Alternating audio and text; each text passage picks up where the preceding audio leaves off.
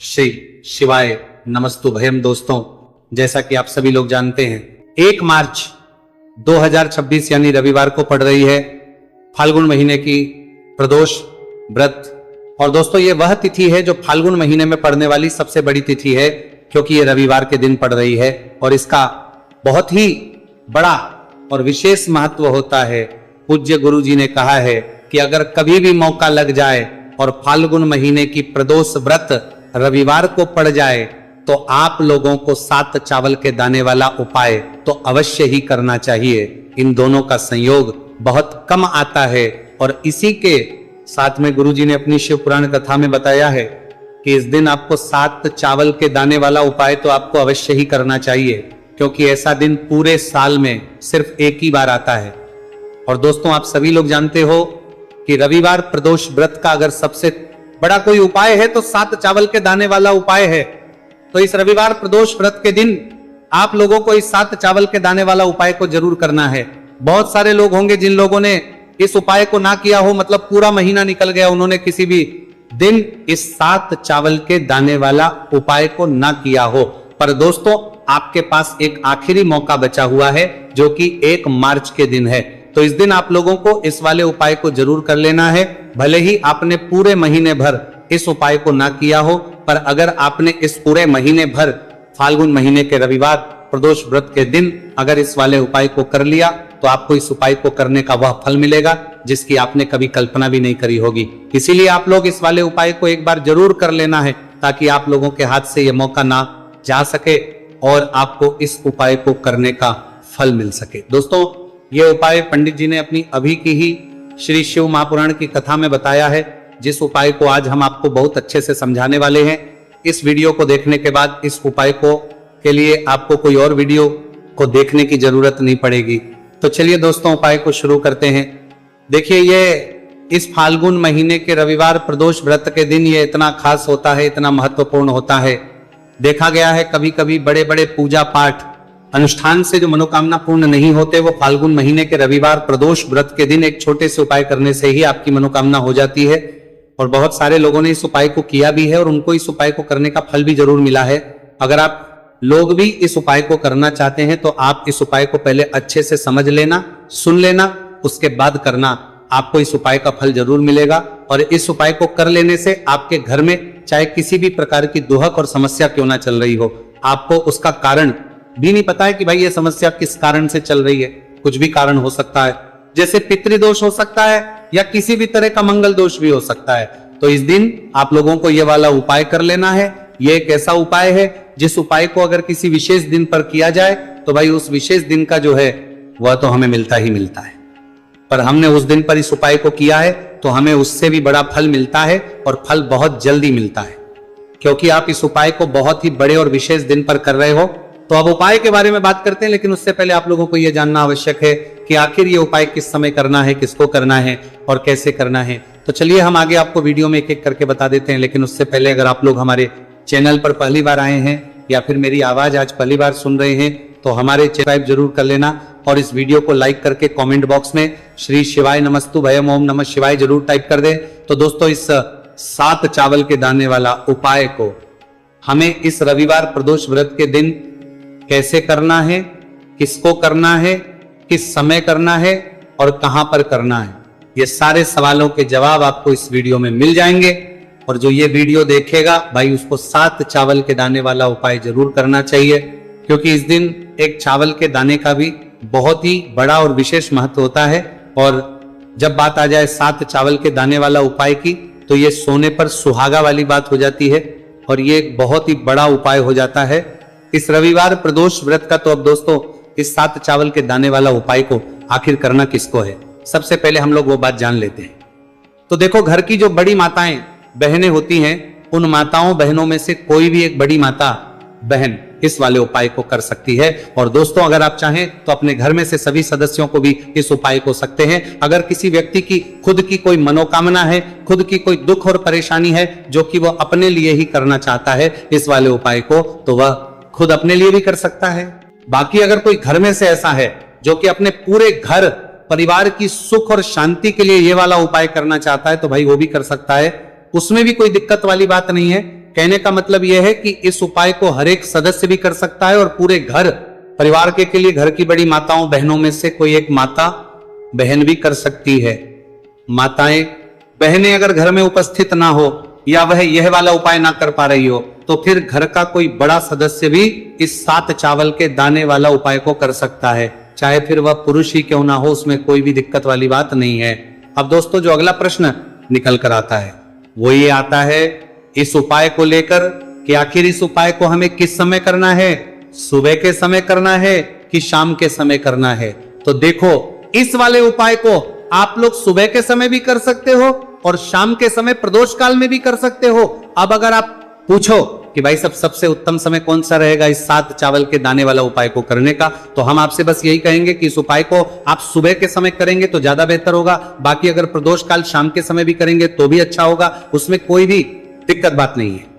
तो अब दोस्तों जो अगली सबसे बड़ी और महत्वपूर्ण बात आती है वह ये आती है कि सुबह अगर हम उपाय को करेंगे तो हमें कितने बजे से लेकर कितने बजे तक के बीच में करना है, और शाम के समय प्रदोष काल में करेंगे तो हमें कितने बजे से लेकर कितने बजे के बीच में करना है। तो देखो सुबह जितनी जल्दी हो सके आप उपाय को करने की कोशिश करना। बाकी अगर किसी कारणवश लेट भी हो जाओ, थोड़ी देर भी हो जाए, तो 10 या 11 बजे तक भी आप उपाय कर लेना, पर 12 बजे से ज्यादा देरी ना हो, ठीक है, इस बात का ध्यान रखना। उसके बाद में दोस्तों अगर शाम के समय प्रदोष काल की बात करें, प्रदोष काल का जो समय है होता है वो शाम के 6 बजे से शुरू हो जाता है। मतलब शाम के 6 बजे से लेकर 7 बजे के बीच का जो समय होता है यह समय प्रदोष काल का समय होता है। तो आप इस उपाय को 7 या 8 बजे के बीच में भी कर सकते हो।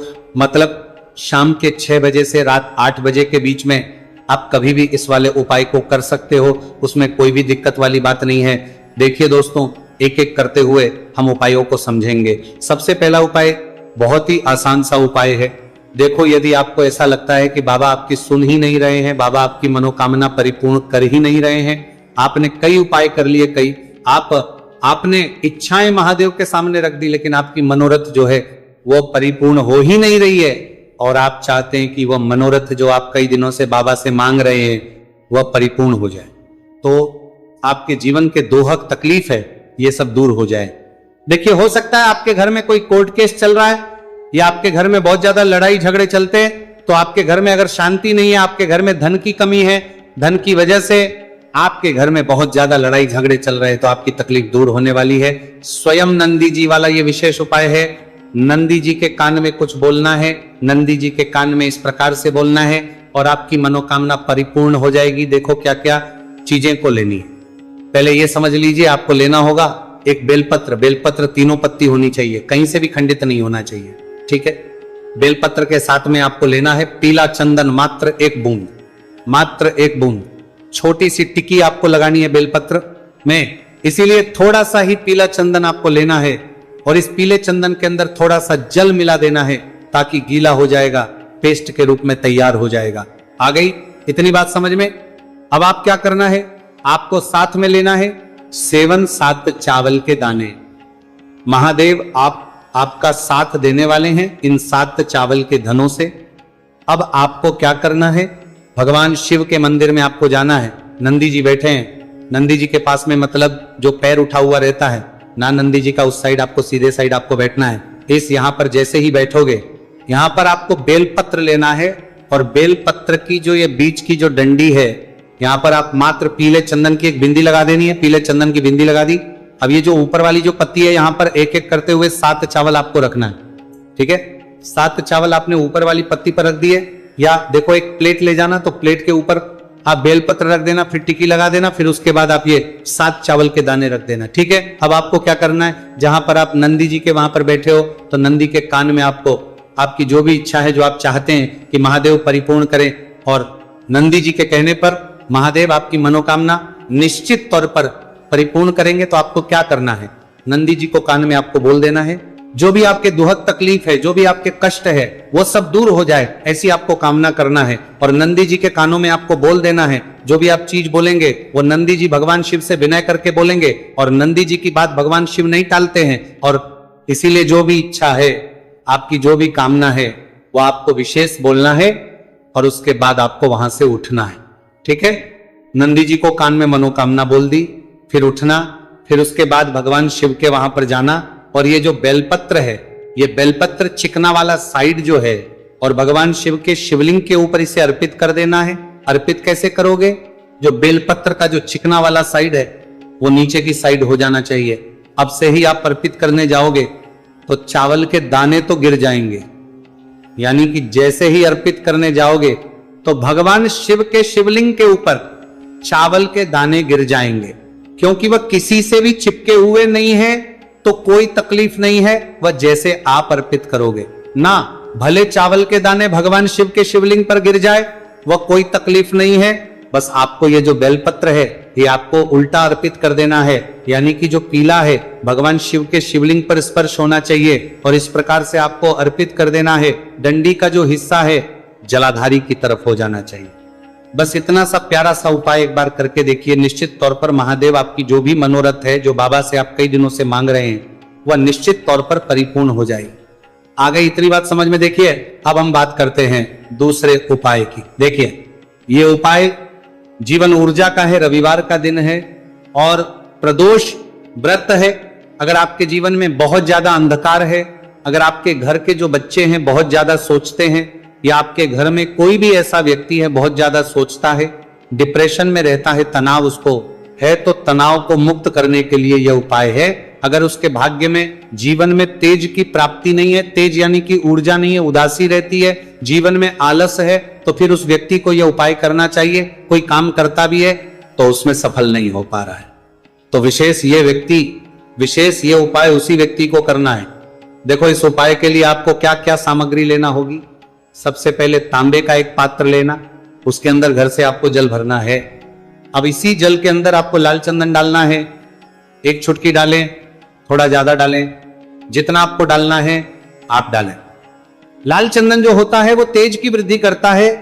रविवार के दिन लाल चीजों का उपाय करना बेहद शुभ होता है, और हो सके तो लाल रंग के कपड़े पहन करके अगर आप ये उपाय करेंगे ना तो और भी शुभ होगा। ये लाल चंदन मिश्रित जल आपको क्या करना है, आपको जाना है किसी भी बेलपत्र के पेड़ के वहां पर सुबह से लेकर के शाम तक आप ये उपाय कर सकते हैं। कल रविवार की प्रदोष व्रत पर सुबह से लेकर के शाम तक आप बेलपत्र के पेड़ के वहां पर जाना, उत्तरमुखी होकर आपके जीवन के अंधकार दूर हो। जो भी आप स्मरण करेंगे, आप लेट उठते हैं, आपसे कोई कार्य बनता नहीं है, परिश्रम करके तैयार करते हैं, तो आपको उस दीपक के अंदर एक गोल बत्ती रख देनी है। इसके अंदर जो चीज आप लोग डालोगे वो डालोगे शुद्ध देसी गाय का घी। इस बात का विशेष रूप से ध्यान रखना, शुद्ध देसी गाय का घी ही डालना है, तेल वगैरह नहीं। आज के दिन तो मत डालना, रविवार प्रदोष व्रत के दिन, क्योंकि भगवान शिव जी का सबसे प्रिय दिन और प्रिय समय पर हम लोग इस वाले उपाय को कर रहे हैं। तो थोड़ा सा शुद्ध गाय का घी इतना डालना कि वो दीपक कुछ समय तक चल सके। ना बाजार वाला मिलावटी घी डालना, ना भैंस का घी डालना, शुद्ध देसी गाय का घी। आपको ढूंढने में थोड़ी मेहनत लगेगी और महंगा भी मिलेगा, पर गाय के घी से भगवान शिव जी प्रसन्न होते हैं, और उसी शुद्ध देसी गाय के घी से घर में बरकत भी बनी रहती है और हमारे घर में सुख शांति भी बनी रहती है। इसलिए इस शुद्ध देसी गाय का घी अपने घर में हमेशा रखा करो। वो भगवान शिव जी के कार्यों में भी उपयोग में आता है और उपायों में भी हम लोग प्रयोग कर सकते हैं। तो यहां पर आपकी सारी तैयारियां हो चुकी है। उपाय को करते समय शुद्धता का विशेष रूप से ध्यान रखिएगा। सुबह कर रहे हो तो भाई सुबह तो आपको स्नान करना ही करना है, बाकी शाम को कर रहे हो तो शाम को मात्र हाथ मुंह धोकर भी आप लोग इस वाले उपाय को कर सकते हो। कोई दिक्कत वाली बात नहीं है भाई। उपाय की पूरी सामग्री तैयार कर और पूजन सामग्री लेकर आपको भगवान शिव जी के मंदिर पहुंचना है, जो आपके घर के पास में हो, जहां पर शिवलिंग विराजित हो, शिवालय हो, वहां पर आप लोगों को पहुंचना है। और जैसे ही आप भगवान शिव जी के मंदिर में पहुंचते हो, वहां जाकर ही उपाय शुरू नहीं करना है। पहले आपको भगवान शिव जी की पूजन अर्चना करना है। पूजन अर्चना कैसे करोगे? सुबह के समय गए हो तो एक लोटा जल वगैरह जो भी पूजन सामग्री लेकर गए हो, उससे पहले पूजन सामग्री आप लोग मतलब पूजन भगवान शिव जी की कर लो। जो व्यक्ति सिर्फ एक लोटा जल लेकर गए हैं, वो शिव जी के शिवलिंग पर मात्र एक लोटा जल एक धारा से धीरे धीरे करके चढ़ा लो। अपनी पूजन अर्चना आप लोग जो हैं पूरी कर लो पहले। उसी के बाद अगर आप शाम के समय कर रहे हो तो पहले जाकर बैठना है भगवान शिव जी के शिवलिंग के पास में। आप जो दीपक तैयार करके लेकर आए हो उस दीपक को पहले जलाना है। ये जो दीपक आप लोग जलाओगे ना, ये किसी और की माचिस से मत जला, अपनी ही माचिस अपने ही घर से लेकर आना और इस दीपक को अपने ही माचिस से जलाना। अगर आपने मंदिर की माचिस या किसी और की माचिस ले ली, इस उपाय को करने में इस उपाय का फल उस व्यक्ति को भी बहुत मिल जाएगा। इस बात का ध्यान रखना। अपने घर से अपनी ही माचिस लेकर जाना और इस दीपक को जलाना। दीपक को जलाने के बाद भगवान शिव जी की शिवलिंग के पास में रख देना। शिवलिंग के इतना पास में मत रखना कि शिव जी को आंच लगे, थोड़ी सी दूरी बनाकर ही जो है इस दीपक को शिवलिंग के पास में आप लोग रख दीजिएगा। अब जैसे ही आपकी पूजन अर्चना हो जाती है, भगवान शिव जी के शिवलिंग के सामने या आसपास कहीं पर भी बैठ जाइए उपाय को करने के लिए। और उपाय को करने से पहले आप लोग अपनी वो चारों पूजन सामग्री निकाल लीजिए। उपाय की जो सामग्री है वो निकाल लीजिए और भगवान शिव जी के शिवलिंग के ऊपर एक माता अशोक सुंदरी जी का स्थान देख लीजिए। माता सुंदर जी का जो स्थान होता है वो जलाधारी के ऊपर होता है। जलाधारी के बिल्कुल बीचों बीच में होता है। आप लोगों ने देखा भी होगा शिवलिंग की जलाधारी होती है। जलाधारी के बिल्कुल बीचों बीच का जो स्थान होगा वो माता अशोक सुंदर जी का स्थान होगा, क्योंकि यहीं पर हमें ये जो है उपाय को करना है। सबसे पहली चीज, अब हम उपाय को करना शुरू करते हैं। आप सबसे पहले अपनी एक बेलपत्र उठा लो। एक बेलपत्र को आपको माता अशोक सुंदरी जी वाले स्थान पर सबसे पहले समर्पित करना है। बेलपत्र की डंडी का मुख होगा जलाधारी की तरफ, जहां से जल बहता है और नीचे गिरता है, और बीच वाली बड़ी पत्ती का मुख मतलब शिवलिंग की तरफ होगा। इस तरीके से आपको इस बेलपत्र को माता अशोक सुंदरी जी वाले स्थान पर समर्पित कर देना है। उसके बाद में अपनी एक शमी पत्र उठा लो जो आप उपाय के लिए लेकर आए हुए हो। शमी पत्र को उठाकर शमी पत्र की भी जो डंडी का भाग होगा वो जल की तरफ करके, जहां से जल बहता है नीचे गिरता है उस तरफ करके, और पत्ती वाला भाग शिवलिंग की तरफ करके इस शमी पत्र को भी उस बेल पत्र के ऊपर आपको समर्पित कर देना है। समर्पित करने के बाद अब आप ले लो अपना एक लाल फूल जो आप उपाय को करने के लिए लेकर आए हुए हो। इस लाल फूल का जो खिला हुआ भाग होगा, चाहे वो गुलाब का फूल हो, चाहे कोई सा फूल जो शिवलिंग पर चढ़ता हो, भाई उस फूल का जो खिला हुआ भाग होगा वो शिवलिंग की तरफ होगा। बाकी जो पीछे का भाग होगा फूल का वो जलाधारी की तरफ, जहां से जल बहता है नीचे गिरता है उस तरफ होगा। और आखिरी में आपका जो एक सफेद फूल बचा हुआ है, इस सफेद फूल को भी आपको लेना है और सफेद फूल का जो खिला हुआ भाग होगा वो शिवलिंग की तरफ होगा, जहां पर शिवलिंग रखा हुआ है उस तरफ होगा, और डंडी का भाग जलाधारी के पीछे की तरफ हो जाएगा। मतलब जो जहां से जल बहता है और नीचे गिरता है, जब आप एक बेलपत्र, एक शमी पत्र और एक लाल फूल, एक सफेद फूल चढ़ा रहे हो, तो उस समय आप लोगों को कांता भगवान या कांता चक्र का नाम लेते हुए ही जो है इस उपाय को करना है। और भगवान शिव जी और नारायण जी का स्मरण करते हुए ही इस उपाय को आपको करना है। तो जब भी आप एक बेलपत्र, एक शमी पत्र, एक लाल फूल और एक कमी हो रही है, जो भी दुख और समस्या परेशानी चल रही हो आपको अपनी, वो दुख और जो है भगवान शिव जी से उपाय को पूरा करने के बाद वहीं पर पास में बैठकर बोल देना है। हाथ जोड़ के आंखें बंद करके अपनी परेशानी और श्री शिवाय नमस्तुभयम का जाप करना है। दोस्तों, आज हमने इस वीडियो में कुछ उपाय बताए हैं जो आपको करने। अगर आपको वीडियो अच्छी लगी हो तो वीडियो को 1 लाइक और चैनल को सब्सक्राइब जरूर करें। हर हर महादेव।